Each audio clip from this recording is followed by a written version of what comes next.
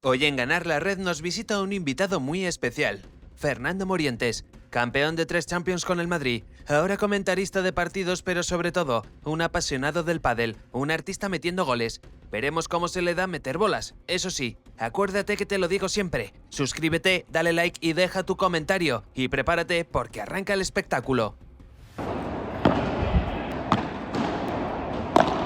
No, Fernando, no te calientes. No te calientes.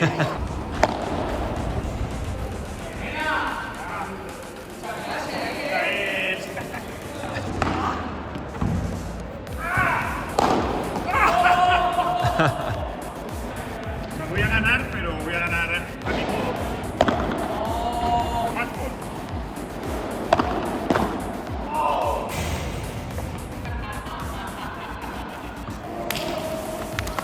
Está prohibido en mi religión perder contra mi ídolo de la infancia, o sea, me he dejado. Me ha dejado porque ha dicho a 3. Después de tremendo partido, toca bajar pulsaciones en una charla en la que descubriremos un lado oculto en el Moro, su pasión por el pádel. Nos contará dónde ha sido más feliz metiendo goles y, sobre todo, disfrutaremos de una conversación deliciosa con un tipo que lo ha conquistado casi todo como futbolista, así que prohibido perdérsela. ¿Cómo empezaste a jugar al pádel? ¿Cómo empecé a jugar al pádel? Pues no te lo vas a creer, pero hace mucho tiempo mi primer contacto con una pala y con una pelota de pádel y una pista fue en casa de Raúl González, que tenía pista de pádel, y ahí jugábamos en el Real Madrid, tendría unos 23 años, y ahí fue la primera vez que jugué a pádel. Después, en la urbanización que yo vivía, había una pista de pádel también, y a veces bajaba con algún vecino. Fernando Morientes, ¿qué tal? Muy buenas, bienvenido a Ganar la Red. Muchas gracias, un placer estar aquí contigo. El placer es mío tener a una leyenda del deporte español y del fútbol en Ganar la Red. ¿Cuál es tu relación con el pádel?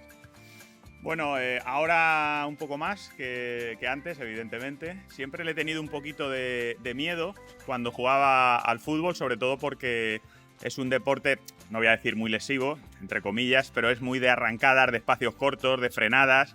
Entonces es un poco incompatible cuando eres profesional del fútbol, ¿no? Y después del fútbol pues empecé de forma, pues eso, con amigos, con gente que empieza a darle. Poco a poco se ha ido instalando un poquito en la sociedad futbolera y bueno, y sí que jugamos algún partido con amigos. ¿Qué tiene el pádel? Porque es lo que dices, que muchos exfutbolistas dejáis de jugar y es que os engancháis por completo. Pues yo creo que lo principal es que es un deporte muy competitivo. Muy competitivo. Yo necesito hacer este tipo de deportes. Cuando dejé el fútbol empecé a hacer bici de montaña también, adrenalina, o sea, bici de montaña de subir muy arriba para bajar descenso, ¿no? a full. Sí. Sí. Sentir un poco esa adrenalina. Yo necesito sentir esa adrenalina y esto también es un poquito como el fútbol, el tema de la competición, ¿no? El tema de ganar, el tema de cada punto jugártela al máximo. O sea, yo creo que tiene esa dosis de adrenalina y competición que he tenido toda la vida con el fútbol. Decías que empezaste a jugar en pistas, en esas primeras pistas de urbanización hace muchos años, cuando eras todavía futbolista. El pádel ha crecido, ha evolucionado mucho y las pistas, bueno, han ido cambiando hasta convertirse en, fíjate, en lo que estamos. En auténticos, ¿no?, Bernabéus del pádel, ¿no? Unas instalaciones tremendas. La verdad es que sí, que yo creo que ha mejorado muchísimo. Recuerda que al principio, yo cuando jugaba, al principio eran paredes de cemento. De muro. De muro, exactamente. La pelota rebota totalmente diferente. Cuando empezaron a salir las primeras pistas de cristal, era como algo extraño, algo raro, ¿no? Sobre todo por la visión periférica que te aporta, ¿no? Cuando estás dentro del muro es solo la pista, no ves más allá. Bueno, con lo de la red sí. Pero cuando tienes el cristal es como que tienes más percepción de todo lo que hay alrededor, ¿no? Y te hace incluso concentrarte un poco más porque tienes que estar muy pendiente. Los que andamos ya un poquito fastidiados de presbicia tenemos que estar muy atentos al rebote de la bola. ¿Sigues el pádel profesional? Sí. ¿En quién te fijas? Pues empecé con Lebron y Galán. Y ahora soy un enamorado de Galán y Chingoto. Estoy viéndolo. Hace una semana estuve cenando en un evento con Galán.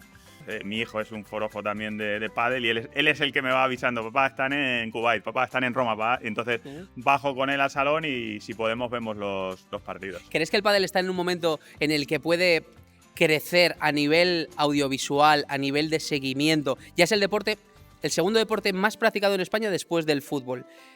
Pero todavía no ha dado el gran salto al consumo del pádel profesional. ¿Crees que está cerca, tal y como está el circuito ahora mismo, esas retransmisiones espectaculares que hay, los puntazos, o crees que todavía hay un recorrido muy grande?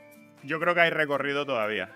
Todavía hay recorrido, pero el camino que ha hecho el pádel desde sus inicios hasta ahora, y yo me atrevería a decir en los 2 últimos años, o el último año, es brutal. O sea, la forma de verlo, la forma de poder consumirlo, antes era muy complicado, muy complejo, y cómo va evolucionando hasta el punto de que bueno, se ha convertido en el consumo habitual de deportistas. O sea, la gente que le gusta el deporte, este tipo de competición le gusta, ¿no? Y eso se ve ya no solo por la forma de retransmitirlo, ya no solo por la forma de echarlo por la tele, sino porque los jugadores cada día son más competitivos y son mejores, ¿no? Yo creo que le falta un punto de que haya muchas más parejas, que haya más competitividad en el tema de las finales. Casi siempre vemos los mismos jugadores. Pero bueno, a los que nos gusta, pues nos gusta esa competencia que tienen entre las 2 grandes parejas ahora mismo. Bueno, vamos a hablar un poco de tu vida, porque tú eres un triunfador del deporte, ¿no? Eres uno de esos pocos privilegiados de esa élite que ha conseguido ganar prácticamente todo, ¿no? Quizá uno de los puntos que pudo ser digamos, un punto de despegue de tu carrera fue esa séptima, ¿no? Cuando llegaste al Madrid y el primer año fue llegar y besar el santo. Sí, yo me remontaría a ese año al principio. O sea, llegar al Real Madrid cambia un poquito la percepción que yo tenía a nivel profesional de este deporte. Yo vengo de la cantera del Albacete paso al Zaragoza y del Zaragoza al Real Madrid con 21 años. O sea, todo es muy rápido, todo es muy sin esperarlo. O sea, van dándose pasos, afortunadamente pasos pues agigantados para llegar al Real Madrid. Y tengo la enorme fortuna de que en esa primera temporada, a pesar de no hacer una buena temporada en Liga, pero en Champions estamos a un nivel estratosférico, ¿no? Y después de 32 años, pues yo acababa de llegar ese año, ganar la Champions, o sea, te pone en otra dimensión. Ya no solo a nivel club, que también, sino a nivel individual. O sea, lo que antes era salir por la calle y que te conociese la gente del fútbol, a partir de ese momento empiezan a conocerte ya no solo la gente del fútbol, sino en cualquier rincón del mundo. A donde fuese, ya la gente te reconocía como jugador del Real Madrid, jugador de campeón de Europa, jugador de la selección también en aquel momento, pero eso fue, como dices, un punto de inflexión en mi carrera. Y lo bueno es que llegó muy pronto, que llegó con 21 años. No sé si estaba preparado, fíjate, que yo tengo dudas de si estaba preparado para ese paso, pero bueno, me tomaba las cosas con tanta naturalidad que eso creo que ha sido un punto a mi favor en todos los pasos que he ido dando. No me ha presionado en exceso el éxito ni el dar esos pases agigantados desde muy jovencito. ¿Cómo fue esa transición? Decías, no, yo llegaba del Albacete y tal, de la cantera y tal, y de repente me metí en un dinosaurio como el Real Madrid y eso te devora. ¿Cómo fueron esos primeros pasos, ¿no? Ese primer día que llegas ahí a la ciudad deportiva, que no conoces a nadie, que dices, es el día más importante de mi vida, quizá? Sí, lo que pasa que, como te digo, me lo tomé con mucha naturalidad. Ahora, viéndolo con perspectiva, pienso, o sea, menos mal que le daba la importancia relativa, o sea, no le daba la máxima importancia, porque es verdad que también lo había vivido. En los últimos 3 años había vivido 2 pasos hacia adelante muy agigantados, ¿no? De juveniles del Albacete al primer equipo y verme con un contrato ya de primera división. Ese año termina la temporada y ficho por el Zaragoza. Otro paso más adelante, estoy hablando del Zaragoza, no el actual Zaragoza, sino el actual campeón de la Recopa en ese momento. Y en 2 años doy el paso al Real Madrid, ¿no? O sea que fueron pasos muy acelerados para la edad que tenía, ¿no? Entonces esa inconsciencia de la juventud hizo que me plantase en el vestuario del Madrid pues como uno más y como asumir un reto que lo veía como de forma natural y no era tan natural, ¿no? Porque no es normal con 21 años llegar al Madrid y pelearte, como dices, con jugadores como en aquel momento Mijatovic, Zucker, jugadores contrastadísimos con experiencia, con Raúl, uno de los jugadores con más trayectoria en ese momento, jóvenes. O sea que, bueno, fue un paso difícil, pero lo asumí con naturalidad total. ¿El Real Madrid ha sido el sitio donde más feliz has sido como deportista? No sé si es una muy buena pregunta porque probablemente más feliz a nivel profesional y personal, creo que ha sido mi año en Mónaco, en todos los sentidos, por todo lo que se generó alrededor de esa temporada. Claro, si hacemos un balance de lo que he estado en el Real Madrid, que han sido 8 años, evidentemente te diría que sí, ¿no? Porque he vivido mis mejores momentos. A nivel personal, a nivel profesional, sin duda, las consecuciones de las Champions, de las ligas, de las intercontinentales, Supercopas de España, Supercopas de Europa, eso es muy difícil mejorar en cualquier otro club, ¿no? Pero si lo ponemos todo en una costelera, ese año de Mónaco me sirvió muy bien para desactivar un problemita que tenía en la cabeza de que, claro, es el momento en el que ves que el club no termina de confiar en ti, los entrenadores no te terminan de poner, tienes que a lo mejor dar un paso atrás para después dar... O sea, ese momento me vino muy bien a nivel personal y yo creo que por eso realicé esa temporada tan buena. Y lo demostraste con goles porque, vamos, fuiste la Sí. estrella del equipo, No, sí. limitando al Real Madrid. O sea, ¿cómo recuerdas todo aquello? Todo aquello, porque además tu salida del Madrid ahí fue un poco abrupta, ¿no? ¿Cómo recuerdas todo aquello? Yo sobre todo recuerdo el principio de una forma muy triste porque me costó mucho salir del Madrid, pero estaba viendo como que casi que te estaban empujando y es normal, ahora lo veo con perspectiva y joder, al final el Madrid siempre quiere lo mejor, quiere la excelencia, quiere al mejor jugador en cada posición y es muy complicado. Yo estuve 8 años y le estoy agradecidísimo al Real Madrid y en ese momento, ya te digo, la salida no fue la que a mí me gustó, pero lo tomé como un reto que tenía en ese momento en mi carrera. Yo también te puedo decir que en ese momento, a pesar de esa incertidumbre de qué iba a pasar, porque no sabía si iba a salir bien, iba a salir mal esa decisión, tenía muy claro, y eso lo recuerdo y se lo decía a toda la gente de mi alrededor, que estaba en mi mejor momento de mi carrera. Y yo creo que eso fue lo que hizo que me plantase en Mónaco y bueno, me soltase un poquito ese lastre que tenía de la temporada anterior en el Real Madrid, donde lo pasé mal a nivel personal, no profesional, porque al final a nivel profesional, cuando estás en la élite, sabes que todo depende mucho de tu rendimiento y de las decisiones que tomen por ti. O sea, tú no eres el que toma las decisiones, si no estás en el campo no puedes demostrar y es la gente la que tiene que tomar las decisiones. Entonces, esas decisiones iban en contra de lo que yo podía aportar en el equipo y entonces ese reto lo tenía que tomar de una forma natural, pero sabiendo que tenía que dar un paso muy firme para que viesen que lo que yo decía tenía razón, que estaba en mi mejor momento, que podía dar muchísimo de sí todavía y afortunadamente, como te digo, salió un año brutal, máximo goleador de la Champions, mejor delantero de la Champions, subcampeón de Europa. La pena es que no rematamos con esa final contra el Oporto, pero fue un año en lo personal y en lo profesional que no se me olvidará jamás. ¿Qué significa para ti la Copa de Europa, Fernando? Porque al final, joder, tienes 3 Copas de Europa y otra que es ahí mitad y vida. A ver, cuéntalo eso. Tengo un feeling muy especial con esa competición, no me preguntes por qué. Desde que llegué, 32 años sin ganar la Champions en el Real Madrid, yo llego ese año al Real Madrid y casualidad de la vida, ese año cae la Champions. Al año siguiente no, al siguiente otra Champions. Al año siguiente no, al siguiente otra Champions. 3 Champions en 5 años con el Real Madrid, es algo que no es habitual, pero es que salgo del Real Madrid, me voy cedido a Mónaco y juego la final de Champions, haciendo una grandísima temporada en Champions. Regreso al Madrid, me voy al Liverpool y en ese año en el Liverpool ganamos la Champions. O sea, ese feeling con esa competición hace que para mí esa competición haya sido fetiche, ¿no? O sea, ha sido una competición, no sé, donde he encontrado mi mejor versión.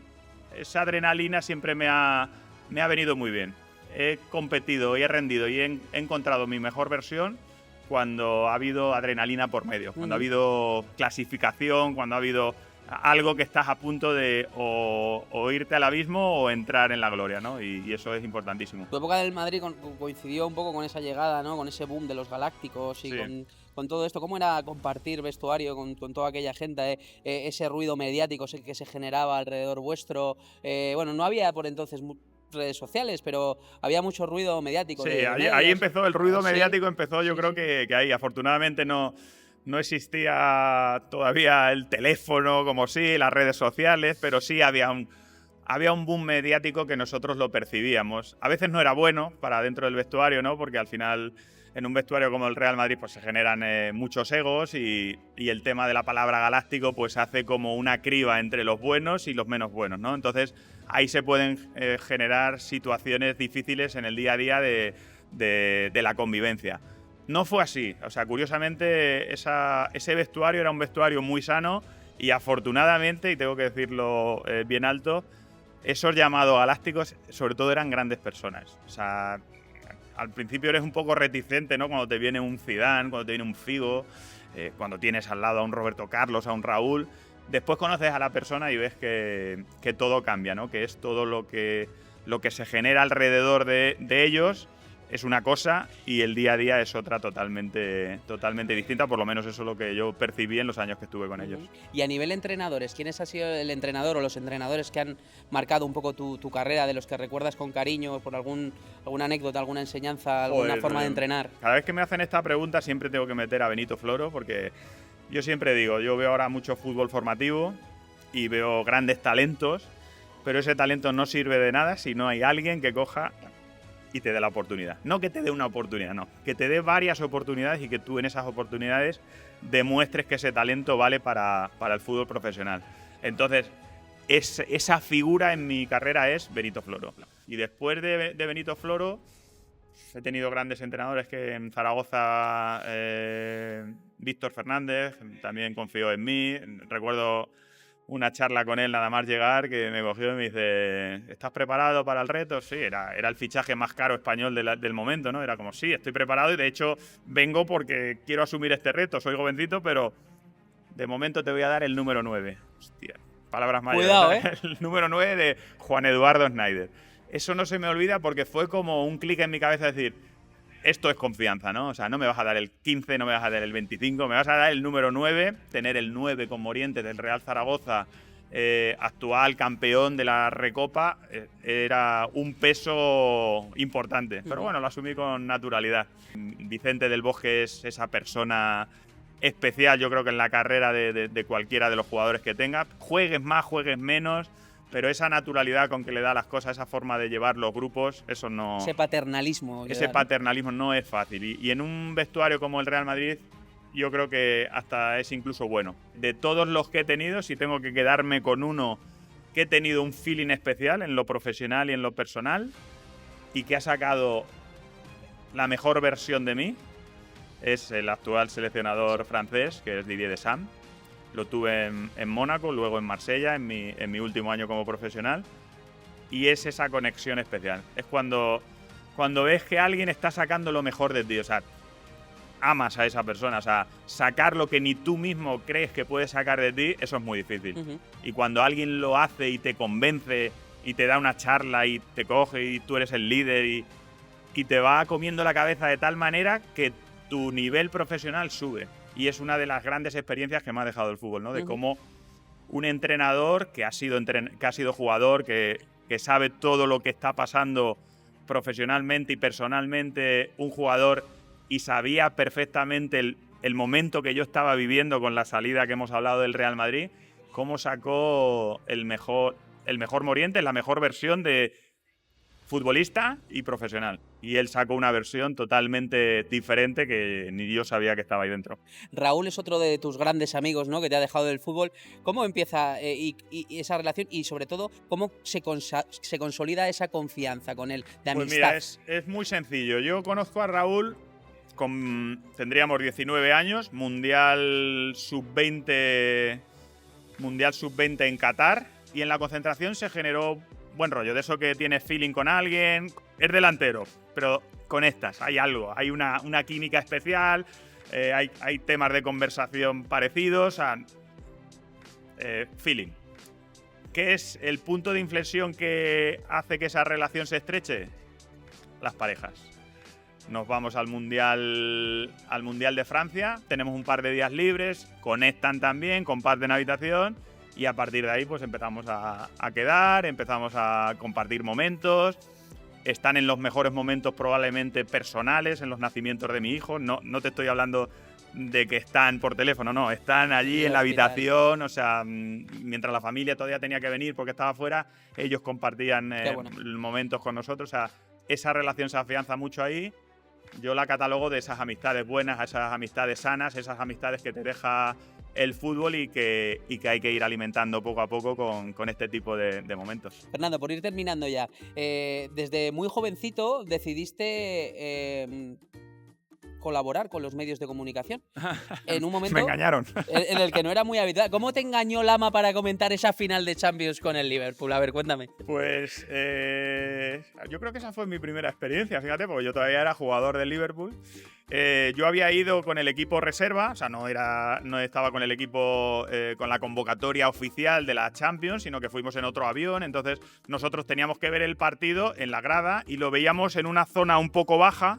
Y las cabinas de retransmisión estaban en la misma grada, pero un poco arriba. Lama me vio por allí. Oye, Moro, joder, tú que eres español, sube arriba, coméntalo con nosotros.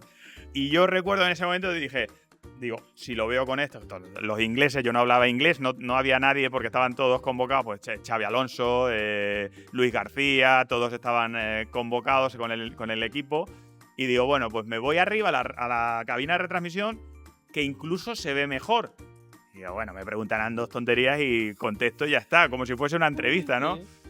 Y bueno, de eso que subí, comenté la final con Lama y ya cuando terminé mi carrera profesional, pues la COPE me llamó, tenía varias amistades ahí, me llamó la SER, me llamaron todos, ¿no? Y yo no quería meterme en medios de comunicación. Bueno, poco a poco me fue quemando ahí el gusanillo y ahora es de una forma súper natural y estoy encantado de haber dado ese paso al principio. Y nosotros que lo disfrutamos y que te escuchamos, que nos lo pasamos muy bien, que eres un tío encantador, siempre atento, siempre dispuesto. Y nada, que es un placer este ratito de charla con los amigos de Ganar la Red. Y nada, nos vemos en las pistas. Ha sido un placer. Moro? Nos vemos en las pistas, exactamente. Muchas gracias.